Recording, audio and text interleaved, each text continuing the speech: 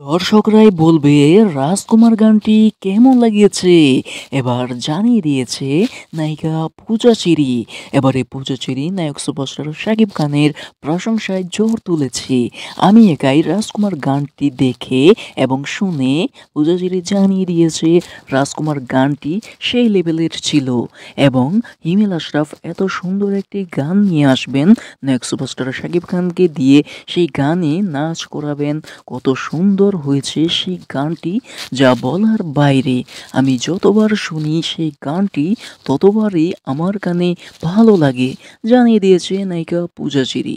পূজা cherry আরও জানিয়ে দিয়েছে নায়ক সুপারস্টার শাকিব খান বাংলাদেশের একমাত্র হিরো, যা আমি একাই রাজকুমার গানটি না, রাজকুমার ছবিতে তিনি কাঁপিয়ে দিয়েছেন, যা সারা বিশ্বে এবং দেশের মাধ্যমে মানুষ দেখতে পেয়েছে রাজকুমার ছবিটি কেমন হয়েছে। প্রিয়তমাকে ছাড়িয়ে দিয়ে সর্বপ্রথম সর্বকালের সর্বশ্রেষ্ঠ হয়েছে রাজকুমার ছবিটি। এবারে নায়ক সুপারস্টার শাকিব খান তিনি আনন্দে কাঁদছেন, কারণ রাজকুমার সিনেমাটিতে এত সুন্দর অভিনয় করেছে সাবলীলভাবে, যা পূজা চেরি সেই ছবিটি দেখে তিনি কান্নায় ভেঙে পড়েছে। এবার নায়ক সুপারস্টার শাকিব খানের আরও একটি রাজকুমারের মতো ছবি দেখতে চাচ্ছে।